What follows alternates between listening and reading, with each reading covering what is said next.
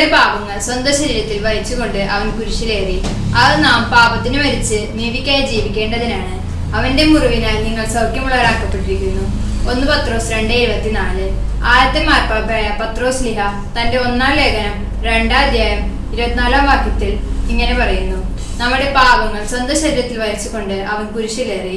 അത് നാം പാപത്തിന് മരിച്ച് നീതിക്കായി ജീവിക്കേണ്ടതിനാണ്. അവന്റെ മുറിവിനാൽ നിങ്ങൾ സൗഖ്യമുള്ളവരാക്കപ്പെട്ടിരിക്കുന്നു. നമുക്കറിയാം, നമ്മൾ ഒരു അമ്മയുടെ ഉദരത്തിലൂടെ കടന്നു വന്നവരാണ്. നമ്മൾ ഗർഭിണികളെ കണ്ടിട്ടുണ്ട്. ഗർഭിണികളായിരിക്കുന്നവർ എത്രയോ അധികമായി അവരുടെ ആരോഗ്യം ശ്രദ്ധിക്കുന്നതല്ലേ. നടക്കുമ്പോഴും ഇരിക്കുമ്പോഴും ഭക്ഷണം കഴിക്കുമ്പോഴും നല്ല ആരോഗ്യവതികളാകാൻ വേണ്ടി അവർ ശ്രദ്ധിക്കുന്നു. അതെന്തിനു വേണ്ടിയാണ്? അവരുടെ ഉദരത്തിലുള്ള കുഞ്ഞിന് നല്ല ആരോഗ്യത്തിന് വേണ്ടി ആണല്ലോ. അതുപോലെ തന്നെയാണ് ദൈവത്തെ ഏറ്റവും പൂർണ്ണതയെ സമീപിക്കാൻ നമുക്ക് ആരോഗ്യമുണ്ടാകാൻ വേണ്ടി നമ്മുടെ പാപങ്ങളെല്ലാം ഈശോ സ്വയമേ ഏറ്റെടുത്തു.